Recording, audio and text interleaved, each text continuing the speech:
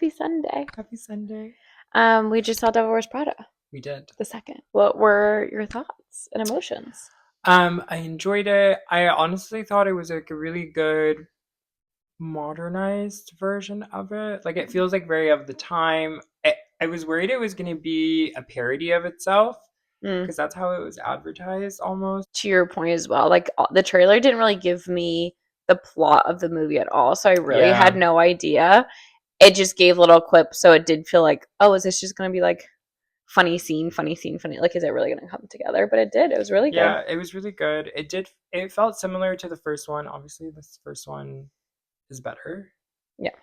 But while we were watching it, we have had friends that work at, Dior, and we've worked at a magazine, and the way they portray the offices It's hysterical. is completely not the Can situation. confirm a fashion closet in a magazine doesn't have wallpaper. Does not.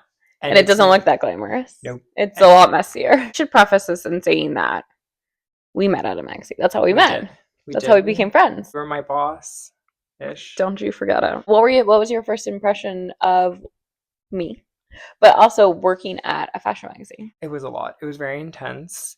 Mm-hmm. It's not glamorous at all. Nope. There is manual labor Lots galore. of manual labor, yeah. I do think people ask, when you talk about fashion, things like that, people will be like, oh, do you think Devil Wears Prada like dramatizes it? And I'm like, it romanticizes it. Romanticizes. I don't think it dramatizes. Like there are people who like don't care about your opinion. Like in the first movie, when Stanley Tucci is telling Andy Sachs, he's like, you don't understand. Like you think this is like below you, but like we're showing some of the best artistry in fashion, and like we're working with the best photographers and the best designers and like top models and all of these things. Like that's why people take this seriously. That's a real vibe of working at a magazine. Yeah. Like it's very important and serious for everyone there. And so like everything is serious. Like every run through is a serious thing to get ready for. Yeah. And it's very high paced. It's very high pressure. Very particular to each person who's running, who you're preparing for as well. Mm-hmm. They like, you have to learn how certain people like certain things and adapt to it. Correct. And take it very seriously. Otherwise, you will be called out on it. Mm-hmm. You will get in trouble for it. I've gotten yelled at many a times. I've only gotten yelled at once, which was a nice experience. I've only gotten quietly reprimanded otherwise, but like actual yelled at, maybe twice. The only glamorous part is actually like the parties or like events, things like that. Like a photo shoot isn't really as glamorous as you think it is because maybe because you're seeing all the behind the scenes and seeing everything be unpacked and packed and people running around and the chaos. Yeah, you're sweating. The one unpacking. You're the one packing it to take it to set. You're steaming everything. Correct. I think like the final result, like being on set with someone cool or famous or that you look up to in some capacity, whether it's Pat McGrath or whether it's some photographer or whatever. You were on set with Rihanna. I was on set. Actually, that was a very cool set to be on. Yeah. The backstory of being on that set though was crazy. Yeah. Like we arrived on set at 4 a.m. We're there for hours. We're getting screamed at, not by our like editors or anything. We were getting screamed at by the studio, and it's just like because you guys were late. Because we were late leaving. Yeah. And our editor had to go straight on a train to another set because I think we shot with Rihanna for over 24 hours, like through the night and the next day. That happened at the magazine I interned for before. She didn't show up for like 12 hours. It's kind of notorious, yeah. And then they shot all night and for like another 12 hours. Yeah. It's like iconic to see her in front of a camera. But like seeing everything else, you're like, it's not really that glamorous. Yeah. Like when you're watching in a movie, you're like, oh, I remember how much like fun it is. And then you're like, no, I was actually dying. Yeah, it's different. Like I work in skincare now and going to get a set like that is so different. It's not like yes, there's like some stressful parts to it, etc., but it's not as like high pressure, or it doesn't feel as high pressure as it did working at a Yeah. magazine. Always on. You're You're always on. always having to do something and help. Well, you are the stylist assistant at the end of the day, Hmm. but you're constantly on edge. It's not like a chill experience No, ever. I've never had a chill experience on set no. while working at this magazine. Because Even also people like change their mind last minute. You're like trying to find something. Some people like a certain amount of clothes or accessories. They feel more important. So like even if you're doing a few shots, they want racks and racks and racks of clothes or tables and tables of accessory and jewelry. that So like trying to find things, or like someone changes their mind last minute and like changes the direction of the concept of the shoot, and you have to be ready for truly anything. packing of everything was always A a thing. thing. It Yeah. was always a thing. There was never some things. I mean, and out of everything that ends up getting chosen, it's like 10 things, maybe, Hmm. depending on how large the shoot is. My favorite The would more be the trunks, the less like the let's say it's like 25 trunks, and the end of the day, like maybe like 10 items from the 25 trunks have been selected and used. one of my favorites was like I think it was almost 100 trunks. Independent contacts, one trunk is essentially a full rack of clothes, depending on what it is. Like if it's lingerie, you can fit a couple racks in a Yeah, but trunk. If it's big winter coats, you're probably fitting half a rack in a trunk. But generally, one rack it equals one trunk. And I remember it was almost 100 trunks for a shoot, and it we only shot this model in 5 lingerie looks in the end. That's what was published. It's crazy. It's crazy. yeah. I don't know what it's like now. That always like kind of rubbed me the wrong way when that we would have to do that, because it's a lot of work to put that together. Hmm. Not just for us, for the No, no, for editors, editors, for everyone, everyone, PR and companies sending it's things a in. bit upsetting because you're just like, what? This is what it was at the end. Like, why so much? It feels like it does feel a little wasteful. I'm not gonna lie. Like there Yeah. was a lot of things that would come our way that felt very wasteful. I agree. It was like a two-edged sword. You never knew once the photos came back from the edit team what they were going, even if you were on set. Sometimes they would come back and you're like, wow, what a waste. I know how much went into that. Or you'd come back and be like, holy shit, that's amazing. Like for Rihanna, everything was custom for Mm, her. Everything. Every single item that was on set was custom for her. mm, mm. And so it was incredible to see the final because everything was made for her, never to be used again or like anything like that. Wow. But that is also kind of wasteful because a lot of things were custom made for her that were even ever put on her body in the end of the Wow. day. I guess it becomes archival to the brand. Yeah. Yeah, but I will say this about working at Conde, and you've heard me say this a million times, as a million girls would kill for this job. But it really, like, as much manual labor it is, as crazy and high pressure it is, I think it shaped me so much to have a same. job like this. Now, any place I've ever worked since, I'm like, all right, sounds like a piece of cake kind of day because nothing is as stressful as that. And you can handle that, you can take that, then you can handle anything, like truly. And I had a boss hire me. And she was like, I honestly didn't look at the rest of your resume. I saw that you lasted at Conde for 3 years. And I was like, she can do it.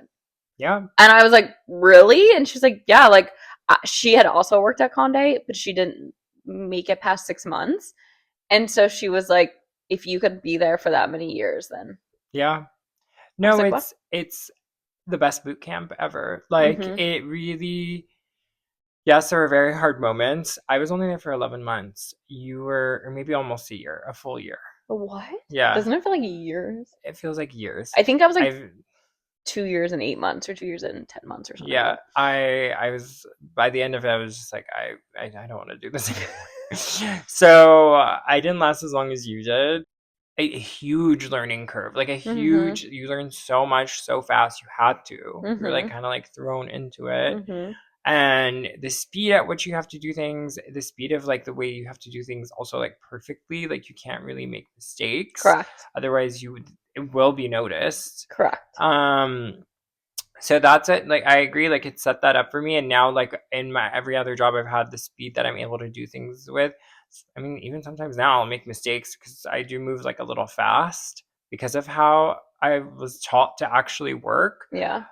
But I'm not stressed if I like make a mistake. Yeah. Now it's like me overseeing me. So You're also a very type A person, but I'm a very type B person. And it yeah. taught me to be so organized or to take how other people like organization and be able to do it at hyper speed and like look at the attention to detail for it.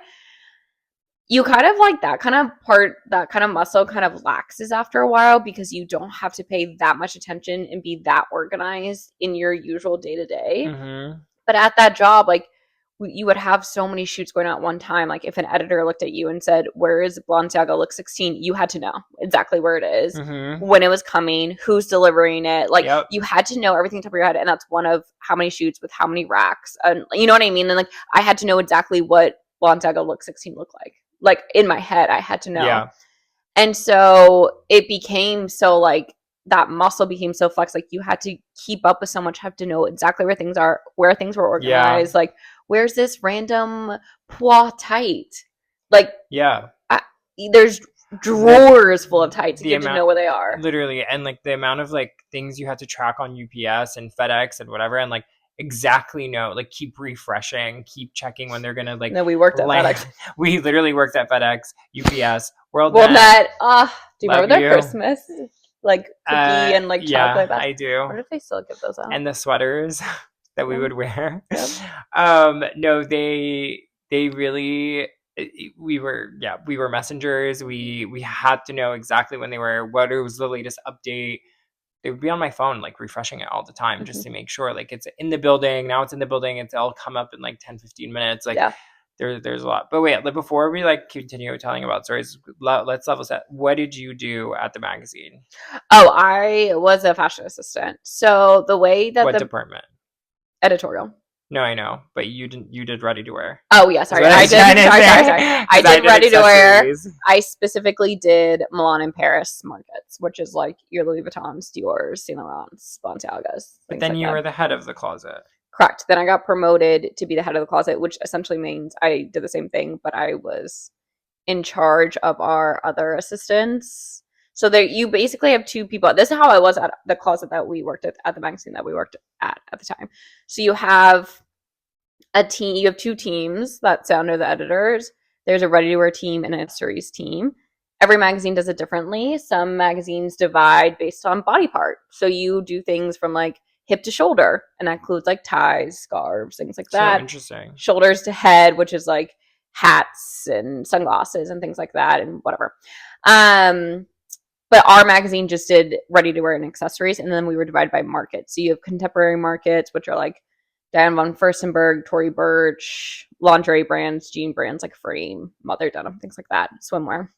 Then you have your US markets, which are your Michael, or US and UK market, which is your Michael Kors, your Marc Jacobs, your Burberrys, things like that. And then you have your Paris and your French and Italian markets, which are the ones I said. So I did French and Italian markets, and then I got promoted, but just me basically meant that like I made sure everyone was doing what they were supposed to do, and I Yeah. worked in line with the person who did it for the accessories team. We sat next to each other and just made Yeah. sure. Which you also had that job. I did have that job, but I started under as one of your two assistants. Mm-hmm. So I was a ready to wear assistant at first for a couple of months. And then I got the accessories assistant lead, which was a lot more intense. I think the when you're in the position that I was in originally, like and you were in that role as well, you're mainly like a messenger. You're mainly just making sure things are getting done, things are getting organized, things are getting packed. You're just like CC'd on a lot of emails. Yeah, and you are told where to go, what to do. My favorite thing was getting a black car and just being sent on a million different places because you Those were the just best got, days. yeah. You Instead weren't of lugging it on the train yeah, with your arm like you would literally be gone from the office all day just in a black car, going from brand to brand to brand to brand, and just getting racks like a lot of clothes. so many. I remember once I was on, not to interrupt you, I was at the bottom of Dior and they were closing the doors. Like, this is like my last stop Dior is so before. scary. Yeah, you have to go downstairs The messenger to go to the centers. messenger Yeah. center to pick things up from the rest of the company. So you're not like going into their like actual corporate office. And not even kidding you, they brought out to me 7 packed garment bags and 6 shopping bags full of shoes and accessories. And I literally am looking up the stairs. They all left, turned the lights off. And I'm sitting there like, I physically can't even carry this up. The stairways, no, like narrow. The lights are off. And I'm like, I don't even know what to do. I don't know how to call a car right now because I don't have enough hands. I'm gonna get robbed on the street. It says Dior everywhere. And I was like, oh my God. So then I had to call a black car, which I don't think they're allowed to do anymore. I think it's just all Ubers. I mean, a lot of it was Ubers, but when you were going to multiple brands at once or like had to do so many runs in a day, they would just send one black car with everything, which was always the best days. But going not that way was always like, it's like a workout. You're carrying all these garment bags, you're on the subway, you're going back and forth like multiple times. And I did that on my internship, so I expected it. I already knew what that was like. But then when you become accessories or like a lead, you stop doing that and you just like send people out to be doing this stuff as well. Yeah. But then you're just like, you have a lot more responsibility. You're in contact with the PR brands.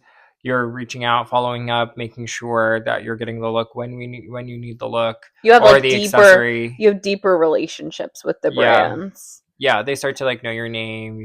You work with the editors more closely. You help set You will things get up. invited to things now. Yeah. And you have to set everything up. My first. Well, you're also part of the meetings when they like go through boards. So like a stylist will like send the looks that they want to like they want for the model or the celebrity that's going to be in that shoot. And then you're in that meeting with all the editors as they talk through it. Yeah. And then they send out requests. Yeah. Yeah. My first accessories run through was so scary because it was it was the accessories. I don't remember what it was. It was huge. It was huge. I don't even think there was like barely any the ready to wear was not as intense. The entire closet was filled with different accessories, and it had a lot to do with like fascinators and had different hats and different whatever. Cool. And tights and hat and gloves and shoes and belts. Like organizing the belts was the work. We had to do them everything. We have to organize everything from black. Oh yeah, you color code them starting with black, and then it's Roy G. Biv. So red, orange, Roy, yellow, blue, indigo, green, indigo, violet. Then like grays and white and brown. I don't know. I never really knew where brown goes. I think brown, then gray, then white, something like that. That's how I organize my closet now still, because it's so ingrained in me. Oh yeah, I honestly will say I'm very thankful I never worked on the accessories team because I think you guys had it way worse organization wise. Yeah, like clothes we put on a rack and you had to put them on a rack a certain way and organize them a certain way, clip them a certain way. We had certain hangers for certain things. You had to clip them literally a certain way. Yeah, but there was always not enough hangers. There's always not enough hangers, and you couldn't like literally like where on the hip you clipped it. Like it was very very specific.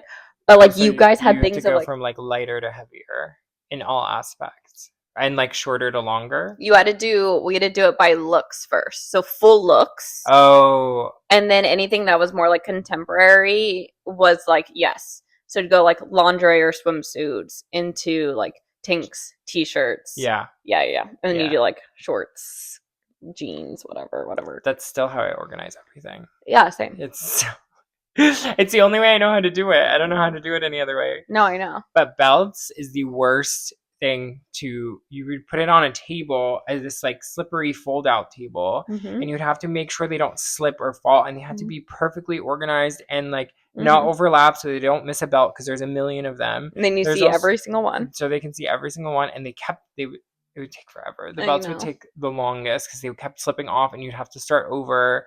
Same thing with gloves. That was rough. And every shoot you had to pull out the same amount of it. There's like a standard amount of belts, like the standard ones that we have to pull out, and we had to have those memorized at that point. And then like whatever else came in was added.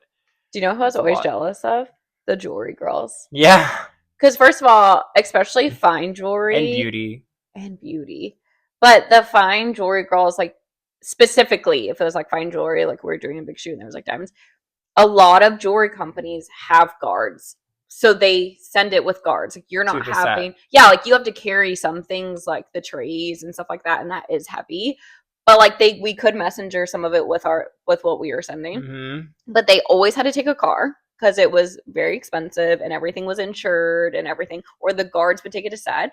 And when they were on set, their job was to watch the jewelry. So, like, first of all, they got to go to more sets than we did because they were always needed there. Mm-hmm. And second of all, like their job was to watch it. Like they didn't have to like run around as crazily as we did. And I was like, ah, they must be enjoying. I mean, I'm sure it was very stressful. They're dealing with very That's high priced things, so they have their yeah. own stress. I'm not taking that away, but I always was like, well, I feel like they can really like watch what's going on set. Like I feel like you're when we were on set, we are running back and forth so much that like Yeah. you're not really able to take it all in. And I was like, You also maybe have I should do to that. yeah, but the thing is it's so scary because like you have to make sure like when you get the jewelry back, like if something is missing. A diamond falls out. Imagine. No, no, No, no. no. Worst part presenting was the shoes for me. Hmm. Ugh, I hated having to touch the shoes because they're like dirty shoes that would come from the brands. And but we'd have to like bring them all out at once and then like literally lay them out perfectly. And I hated doing that. I was like, I literally have to get on the floor to sit and put out these dirty shoes. I have to touch these dirty shoes. I would literally go and wash my hands. Hmm. I hated that. That's one thing. I'm not a person who's like, feet or anything like that. But after I left the magazine, I went into styling and we did VIP, like celeb red carpet styling, editorial, and like campaigns. And like you have to, when you're dressing a celebrity, like you're doing a fitting or you're getting them dressed for an event, like a lot of times they're wearing these big gowns or these dresses, whatever. So you're on the ground putting their shoes on for them, which is fine. But like, especially during a fitting, like you're like, you've been running around all day. Like you came here, not always, but you know what I mean? I was like, I hate that also when you're on set and you have to do it for the model. Oh my god, I it's was not even like, like a demeaning thing. It's just like, no, I it's don't just I don't want to do touch that, someone's but you feet have like that. to. Yeah. Yeah, It just like goes back to like things aren't as glamorous as they look. 100%. What was the, what was one of your favorite set moments? Like, was there anyone that you were on set with that you really loved, or like a Um, photo shoot that you worked on that you really loved at the magazine we both worked on, I didn't get to go on set a lot, because you got promoted and because then I you're got promoted and it was hard to like go on set with that role. I remember one from the internship I did. It was an up and coming photo shoot that they were doing, and Dua Lipa was there. And it was before she was. wait, you've never told me this. Wait, really? Yes, and Yeah, you know I love her. I didn't meet her, but I was like there for a bit of it, and then I had to leave to do other things, like go on runs. But it was like Dua Lipa first few songs, like yeah, yeah, it was cool. It That was is cool. cool. Like now in hindsight, it's very cool because Yeah. I'm like you're a huge pop star, Yeah. and I met you before you were a huge pop star. Mhm. The my coolest experiences of like people that I've met was when I interned at the like fashion brand, and I met like every single famous model and every You're single. on some paparazzi videos. I am in a paparazzi video for Kaya Gerber. I'm in the back looking for her car with her because I had to run downstairs to give her the gift that she It's forgot. my favorite video. Yeah. I think there's like a couple 100,000 Stra- views on the video, and they are all from me. I watched this video so That many day times was of so you. stressful for me. I didn't wear black. I didn't know I had to wear black all day, all week because it was preparing for the show. So everyone like there were all these models that were coming in or etc. Like people that were gonna get dressed for the show, etc. Like leading up, and no one said anything to me, and I show up in a blue shirt And and blue jeans. blue jeans, like normal clothes, like what I would normally wear. And then they were like, "Wait, you're not wearing black. You're supposed to be wearing black." And I was like, I am. They're like, yeah, you have like preparing for the show. But I was like, but nobody told Did me. they not keep, they have so many black t-shirts there. I don't know. They're like, just don't wear black tomorrow. I was like, okay, thanks. And then like that whole day I was like having to like wrap all these gifts for the models and like give it to them and help them pick out their looks for the show. It was so stressful. I hated that day actually. It's so funny. And then I had to run around and deliver all everyone's looks before the show, like all around New York, everywhere, like everywhere. I had to go to Jersey for someone. I literally went to Jersey for an hour and a half in a car there and an hour and a half back. You know, that was one of my favorite days on the magazine. We were shooting something on Long Island and somebody forgot something and that they wanted for the shoot. And so they literally ordered me a car, drove 2 hours to Long Island. That's so Me nice. and the driver, besties, literally found out her entire life story, told her all of mine. We stopped and got subs and Arnold Palmer's. Ate them in the car, drove 2 hours back. By the time we got back, it was almost 4 p.m. Runs like not done for the day because you know we'd work till like 11, 12 at night, but like emails were about to start stopping, and I was like, what's going on? Everyone like so stressed, and I was like, they're the best day of my life. Those are always the best days. Like you're able to like catch up with your friends on the phone. That would be the only time I'd be able to really catch up with my friends, like from that didn't live here. Except were we ever on set together? We saw Noah Cyrus together. Yeah. Suki Waterhouse. Were you there for that set? No, but I met her at the fashion brand I worked at. Oh. I don't think we were on set together. Oh. We didn't work together very long, honestly. No, but we became best friends after like 2 weeks. So we did. Oh, you didn't answer my question. What was your first impression of me? I was like really shy in general, like that seems week. About you. No, I know. I was like, so I wasn't like speaking to everyone. Like outwardly, like I was like really, I didn't know what to do, but you made me feel like comfortable, and I was just like, oh, she's a cool girl. And that was nice. That was my first impression. That was cool. Yeah, I was like, oh, she seems cool. Like I'd be friends with her, and then we were. Correct. You just seemed like my type of person. Oh. Yeah. One of us. Yeah, I remember you walked in. I didn't realize you were starting because. No, I was there already. You walked in an hour later. It was not an hour. 45 minutes. I am perpetually very late into an office. But it also worked out well because the closet has like a side entrance. So like no one can really see when you're there. Yeah. And like honestly, if you're not at your desk, like people don't assume you're not at the office. They assume that you're downstairs or in one of the other closets. We had 4 different closets. Yeah. So like people just assume you're somewhere else. But I remember I had been in Europe for a few weeks visiting one of my friends, and they had hired you. And usually like I was part of the interviewing process because I had just gotten promoted to lead a few months before. So like usually I'm the first person you interview with before you meet the editors. And so all of a sudden, I got a call from HR that you're starting next week. And I was like, I don't even know who this is. I think you have the wrong magazine. And they're like, no, we have the right magazine. And so I remember I went to go talk to the editors. They're like, oh my God, we met this guy and we were obsessed with him, which is what everyone says when they meet you.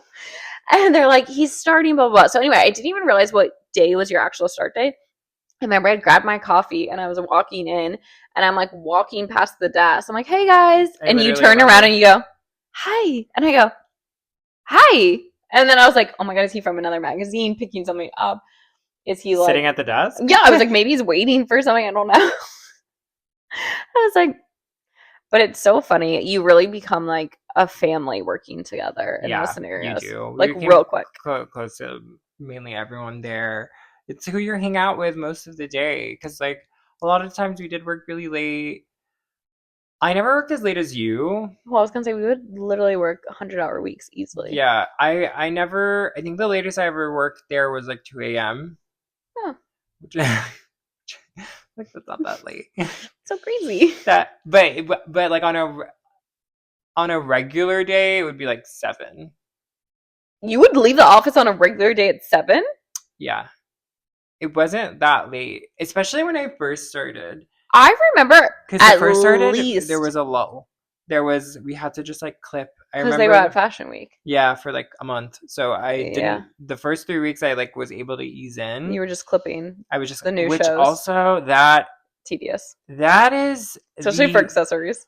Wait, let's explain this really quick. Oh yeah, go ahead. When Fashion Week happens, as each show is posted on Vogue.com or each show is posted in general, it's our job as the accessories and ready wear team to then make a folder on our share drive that everyone at the magazine, like on the editorial team, can look at for each. So it's like divided into like New York Fashion Week, London, Milan, Paris, and then it's divided by designer, and then it's divided by ready to wear and accessories. So you have to pull the full look, so it's like labeled like look 1, look 2, look 3, 4, and then it then has like close-up screenshots of each of the accessories. So like the corresponding bag, the corresponding shoe, the scarf, the sunglasses. Like, so like imagine Gucci, which is like 100 looks with like 100 million accessories on one model. But we would have to do it for each show. And then once everything was pulled, so like once New York Fashion Week was over, we then had to print everything and personally bind the books so that an editor or a stylist or whatever could look on the share drive digitally at everything, or pull the physical book and look that way if they prefer. I don't even remember the printing part. You don't remember binding them? No, I don't for some reason. It's like the accessories though, sometimes a lot of times like on Vogue they will like show the shoe or the bag. Yeah. Sometimes they do like but like the scarf is like this big, so you have to screenshot the scarf. It's actually kind of funny. Well, actually, what you had to do is screenshot like the head with the scarf. Like you couldn't, because I remember making mistakes when the first time I did it. It was just like doing the sunglass and doing the scarf. They were like, no, just do the head because you can't tell what that is. Yeah. So it's like, oh, okay. Or like the bracelet, it can't just be the bracelet. It has to be like half the arm. Yeah. So you can see how it sits and everything. But sometimes like even the bag, it's like held like this and there's no close-up shot of it. So it's like, you can't tell what it is. You can't even tell what that is. Mm-hmm. But we had to screenshot it. I hated doing that. It was so tedious. And like you would get so confused, being like, did I do this show? It was so messy.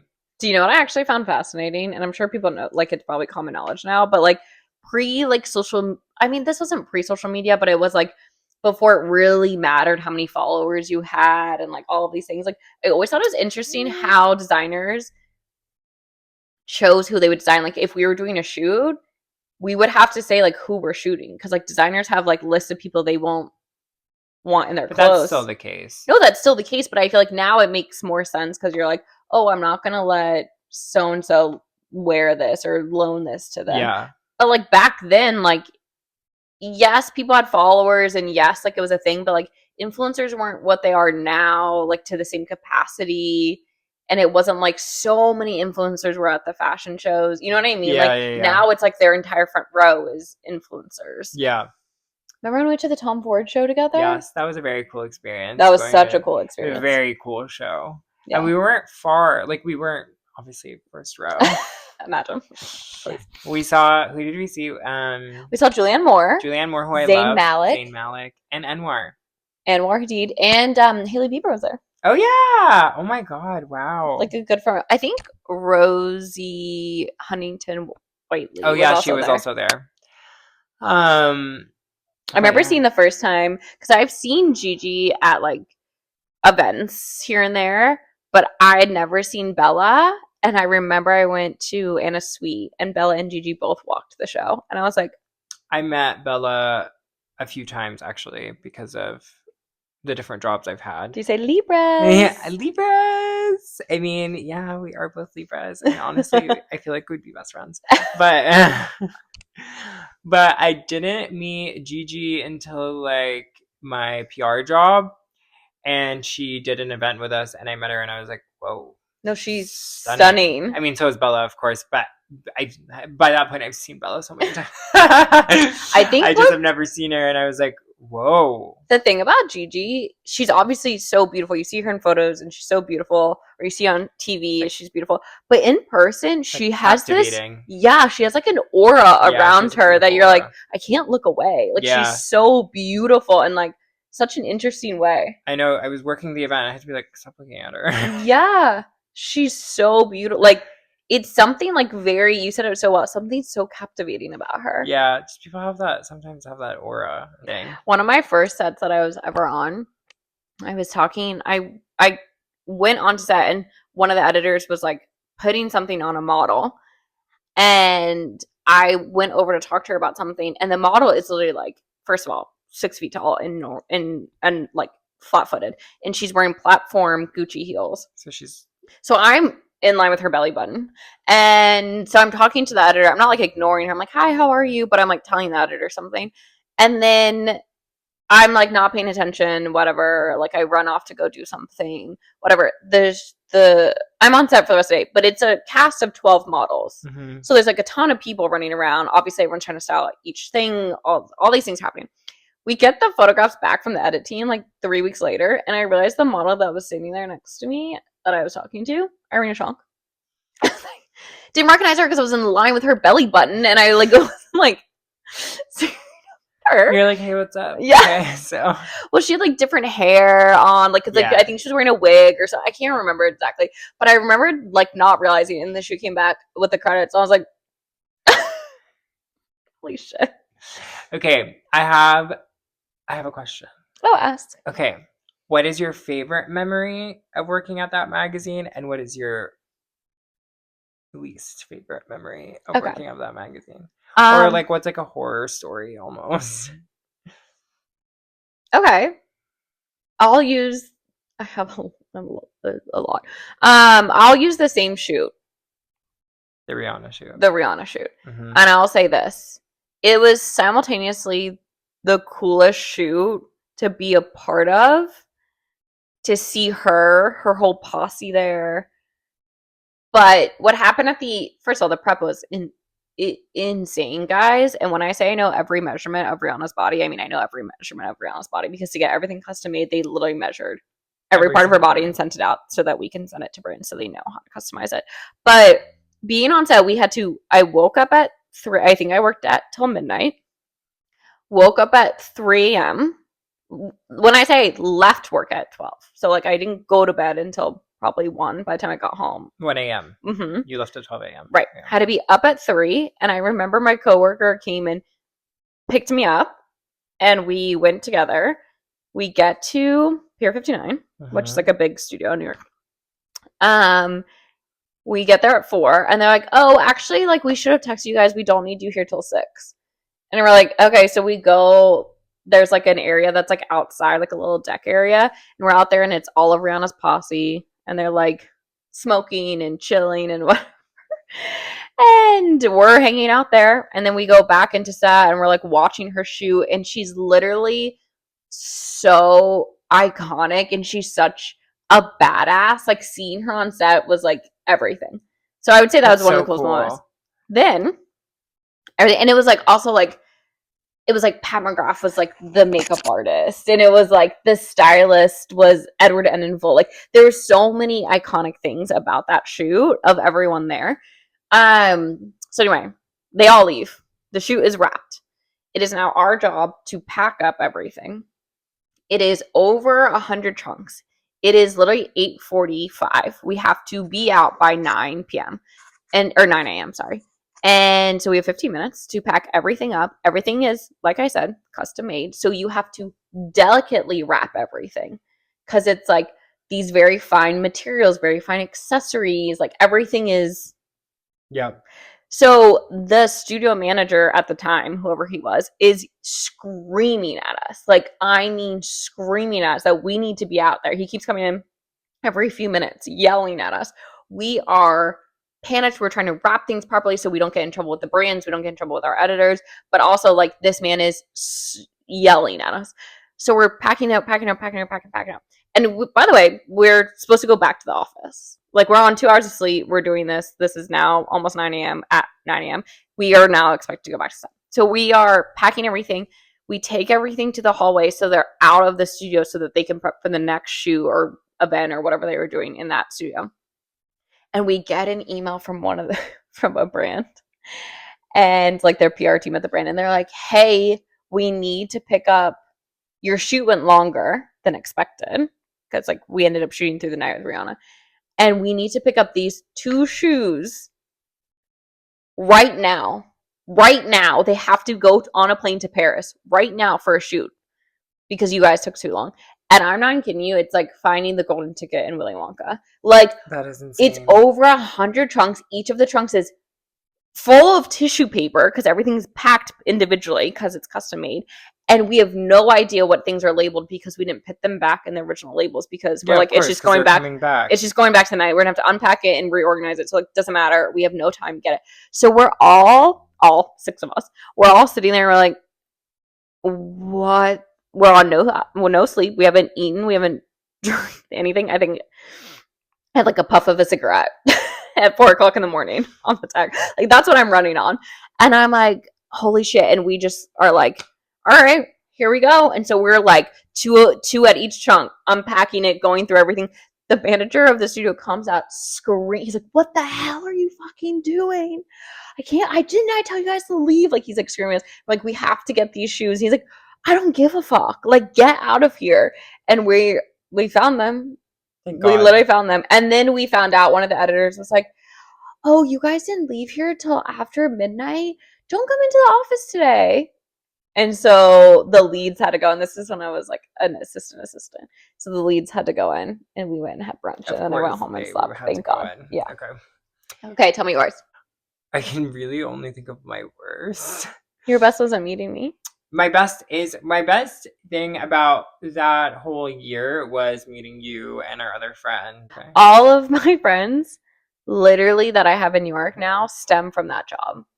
That's Even if funny. it's like friends that I became friends with through someone else, Yeah.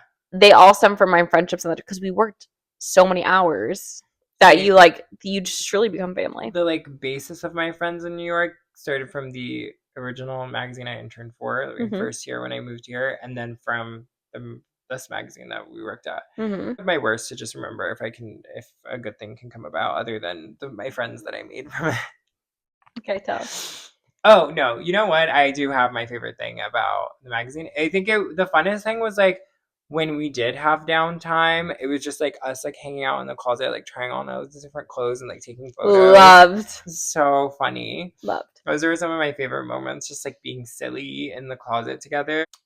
The worst, and this was what was the final straw for me. I was like, I can't be here anymore. I have to leave. Was a shoot that was right before July 4th weekend. So it was July 2nd or July 3rd. I remember this specifically. Yeah. The day before, we were also prepping for the shoot. It was summer, but it was a fall winter shoot. So it was heavy coats. They ordered like boots and all Paris, that. Texas boots or Lucchese boots, but not like 5, like 40. I'm not even joking. There were so many. Everything was so heavy, like thick biker jackets, thick leather, thick coats. We were only allowed to pack everything in 20 trunks. That didn't happen. It was never going to happen. It was a shoot that was going to Paris the next day. So to carnet it. We had to carnet it. For whoever doesn't know what a carnet is, it's you have to basically list every product, everything that's being sent in each trunk. The for price, customs. Yeah, for customs. And like insurance, yeah. So if you send a shoot customs. Right. So if you send a shoot internationally, you have to fill out this like huge form that goes to the company it's flying through or messaging through, and it has to list every single thing, how much it's worth, the materials that are used for it, what the item looks like, things like that, etc. So we pack, literally it's like me, the other lead, and all the assistants only left in the closet all night till 2 a.m. packing. We kept trying to minimize the amount of trunks as much as possible, finishing the carnet. Oh, and then you also have to number everything and tape it on there. So it matches up in the Excel doc. Sheet. Yeah. We're there till 2 a.m. We have to come back at 7:30. Fine. We come back at 7:30. The editors are already there. They're like, why is there 25 trunks? We were like, well, no, we tried our best, but like they don't fit. You're also 20. Not allowed to edit anything out. Yeah, we can't edit anything. Yeah. We're like, we couldn't fit everything in 20 trunks. Like it was impossible. Everything is so thick. We shoved as much as we could, honestly. But there's also a weight limit. You could only have 70 pounds per trunk because it was flying business. Oh. Or like flying, it's always been 70 pounds. I thought it was 50. So that's what our friend who also was the lead at the time, we both know it was 70. Anytime we sent a shoot, it was 70. I thought it was 70 domestically, 50 internationally. No, I could 70. Be wrong. It was 70 no matter what. Okay. For at least with this company that you sent it with. Yeah. With WorldNet. Yeah. Okay. we had it prepared, we had it, etc. We had like everything. Everything was supposed to ship out by noon. Like the messenger was coming to pick it up.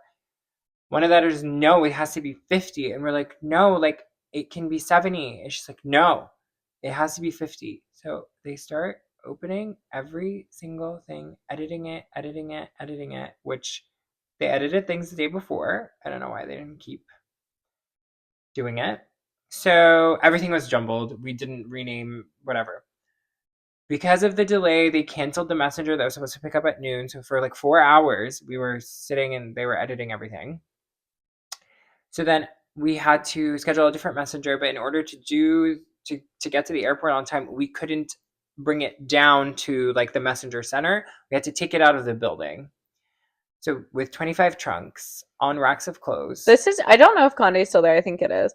But at the time that we worked at Conde, it's at World Trade Center. It's at World Trade Center, which has high security. Is insane. Sometimes we were able to do it with like a few trunks, like 5 trunks, where you could bring it down and like go around and get out through the other elevator.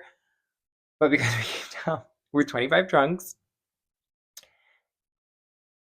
they caught us. They were like, you can't come through this elevator. You have to go back. You have to get through the actual security. You have to go through no. They were like, you can't. You have to like go take it back up and like send it through through the messenger floor. Oh. So we're like, okay, well, what are we supposed to do? We can't do anything. And then we were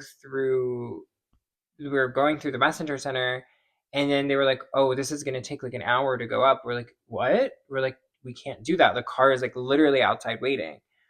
So then we tried to get through the observatory to take another elevator. We got caught by security. Of course. They took my badge. I begged them. I was literally having like a panic attack. Mm-hmm. I was literally like, and at the same time, not only are we trying to figure out how to do this, it was like so hard to move around that whole building. And so you know the stories that those security guards must have of like these deranged like 20-year-olds? Yes. I just literally like 22. And like, why are you giving a 22-year-old this much responsibility? It's like, I literally was like freaking out because they kept calling me and calling. The editors kept calling me and calling me. And we kept not responding because we were like trying to figure out how to get out of the building. And I like the security guard, I was like, please, like, we have to take them out. We have to take them out. Like, I don't know what to tell you. Like, we're going to miss the flight. Like, they're calling us like crazy. Please. He's like, okay, we'll take you through the back. They took us through the back. They took my ID card. I don't know what they did with it. It doesn't really matter. I was gone a month after that. And then we get out, and the car company sent a limo. Like a traditional limo, or like a Hummer limo? No, like a limo, like a traditional limo. Typical of the bags to take it to the airport. Yeah, just the bags. The trunks, not the bags. The dirty, dusty trunks. It doesn't even fit through the door. It wouldn't fit through the door of the limo. We went to go see, and we're like, this is not one truck is going to go through the door of the limo. They're like, can you put them in there? We're like, no. And all of this was done to like save on budget. All of this, all of the things that were happening were because of budget. You know what we ended up having to do? Call WorldNet. They came in 10 minutes. We had to pay them $10,000. That's why WorldNet's the best, though. And they took everything. And we could have done that from the beginning. So that was the worst like day of my life. The relationship I had with the North America president of WorldNet, North America head of North America, I don't remember, so I don't know. The relationship I had with this man at 22 years old. Yeah. I would call him up, he'd be like, hey baby, what's going on? And I'm like, I have an issue. He's like, baby, let's solve that issue. What's going on? I would call him every day. Every day I would talk to this man. No, they I don't know how they are able to do They are the most underrated company in fashion, let me just tell you. They make everything happen for every brand, publication, everything. Yeah, I don't know how they do it. It's like they literally came in 10 minutes, 15 minutes. They got us to the airport on time and everything was fine. Mm-hmm. But like that's like I think what the biggest problem is. Like first thing, in general, you throw money at a problem and you can fix it. But like the way the fashion industry runs like that, it's like because of like it's just I don't know. After that point, I was like, I can't work here anymore. Not worth it. I have to leave. Yeah. And I was trying really hard to leave. I was like, I can't. And I left after a month. I was interviewing like crazy. Yeah. But then you went on to the PR side. Yeah, thankfully the PR company I worked for wasn't like a bad one. So Hmm. that was good. It's nice. Um I went into styling, and then styling was yeah. my push out of it. Yeah. I was in PR until COVID, and then after that I was like, yeah, I don't want to do this anymore. And then you came to work with me again. I did. We worked together again. That was fun. That was for more time. Did you ever have I have like some iconic lines people have said to me. Oh, okay. Do tell. So one of them was get these we were it was the really scary accessories run through I was telling you about. Mm. This trunk came with a bunch of like fascinators. They had to go through security, of course. And we just got it like 30 minutes before the run through. And one of the editors goes, "Get this trunk of hats up here like your life depends on it." And I was like, "What? My life depends on hats?" Like, did you just Correct. say that to me? Correct. I almost laughed. I was like, "Are you serious right now? I can't believe you said that to me." She was serious. She was serious. Mm-hmm. The other time was when I got yelled at by for tights and they were in the bag. Mm-hmm. That was my other favorite moment. I packed the bag of tights, and then I get a phone call getting screamed at, being like, "Where are these tights? These tights aren't here. Where are they?" Getting screamed at by everyone. The bag comes back. I literally pulled them out in 2 seconds. I was like, "You guys just didn't look." But okay. Mm-hmm. It's another one. Similar, I had an editor. Basically, the concept of a shoot changed.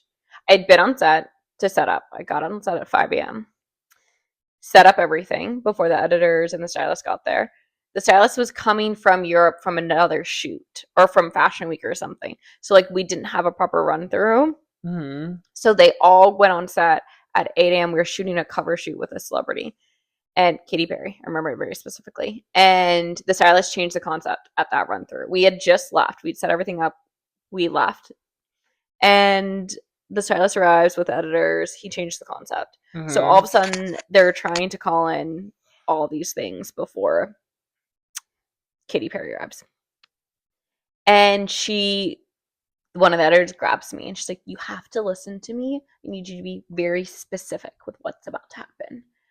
I'm going to request these brands. You're going to send an assistant to one into set, another assistant to one into that. Use the accessories. I don't care who you use.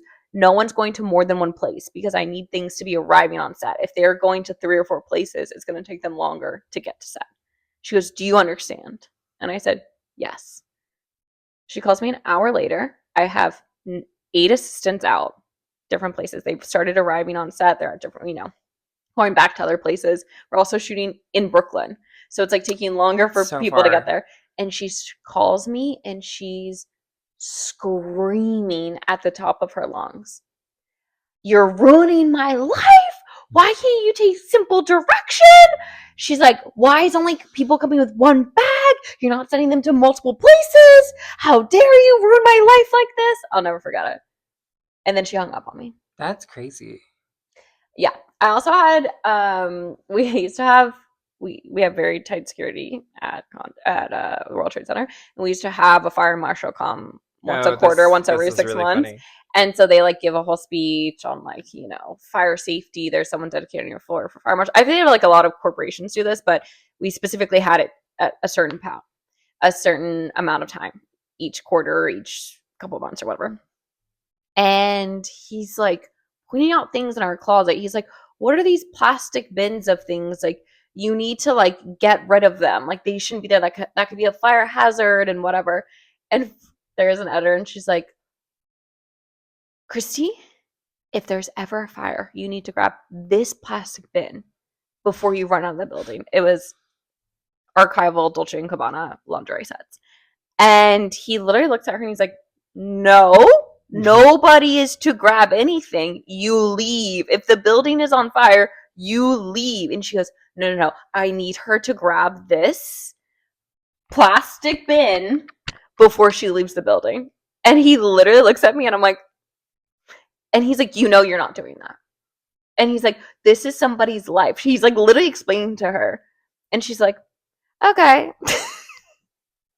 That one to me was like a very Devil Wears Prada moment. She's Very. like, no, grab this huge bin and take it down the 30 flights of stairs. Always like people will say things to me and I'm like, okay. Now, like Yeah. she gave me a thick skin. They definitely give you thick skin. Yeah, she gave me a thick skin. Yeah, 100%. The thick skin. I will say though, like the editor I worked closest with, even though sometimes she was a lot, she had did teach me a lot, and I do respect her a lot. Like I like looked up to her a lot because I was like, oh, I don't exactly want to be you, but I want to be. But you taught me a lot. But you taught me a lot, and I would like to be a version of you. And I would like to be able to teach. She taught me how to be a manager. I'll say She that. also taught me how to be a manager. She taught me what's important to teach someone and what is important to instill in someone that's going to be working on your team. And I'll say that. I will also say this, and I was just telling this story to someone I currently work with. Our boss, our department lead of our boss, she was like head of all the editors and only under the editor in chief. She is someone who is really, really, really well known in the fashion industry and has a great reputation. She comes from a great family and all of these things.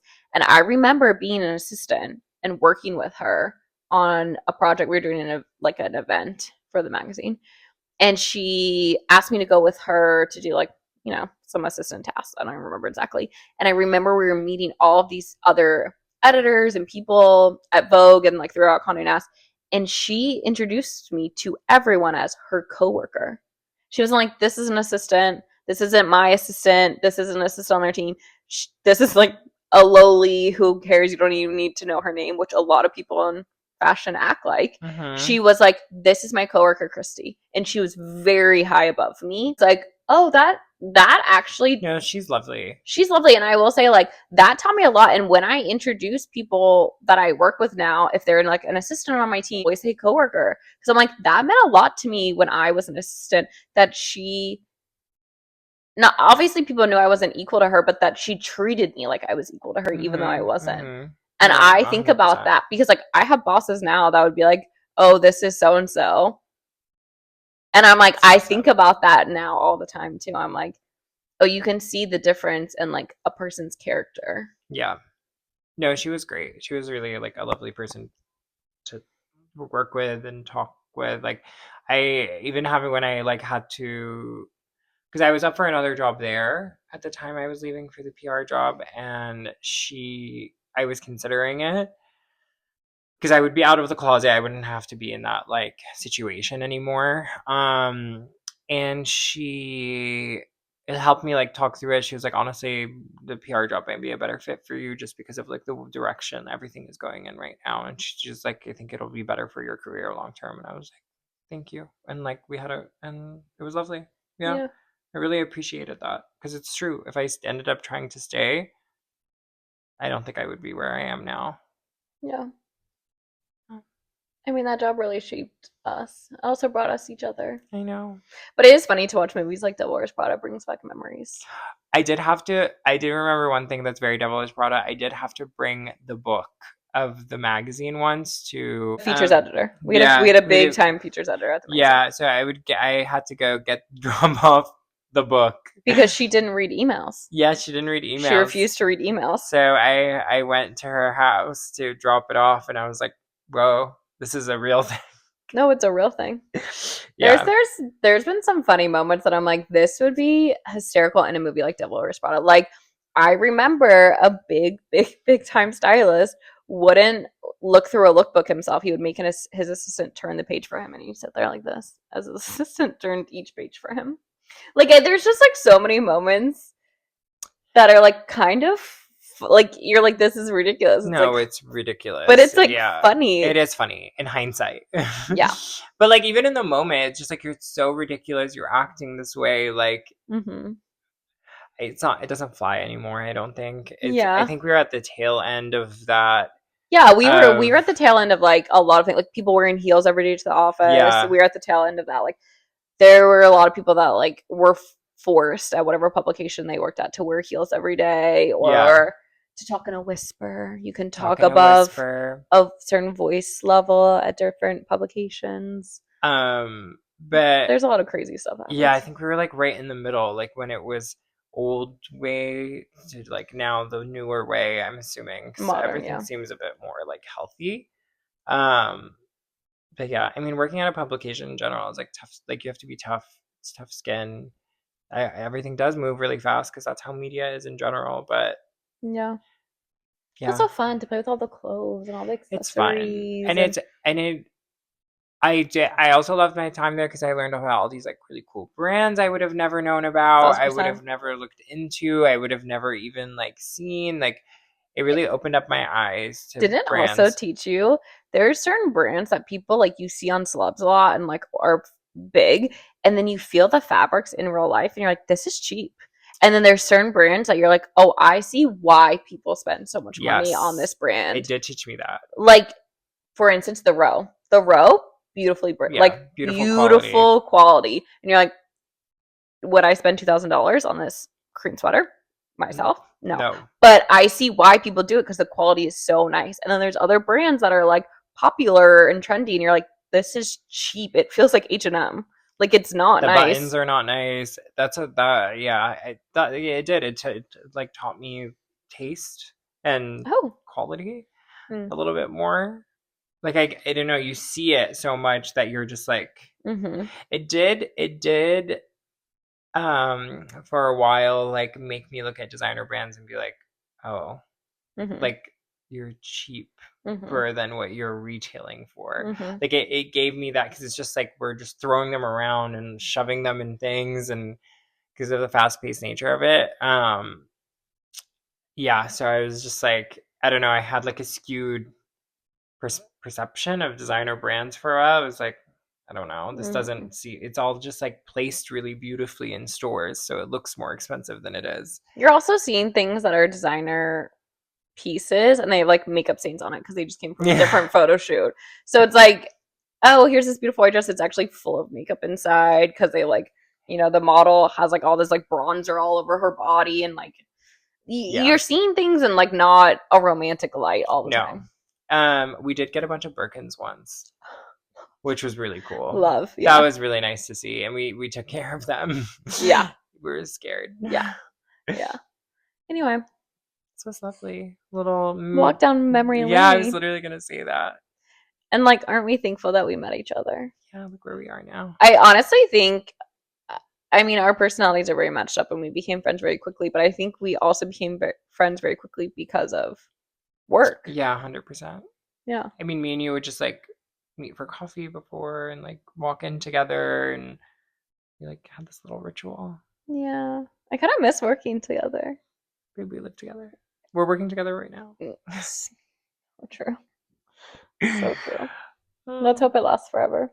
I think it will. My favorite coworker. You too. Love Love you. you.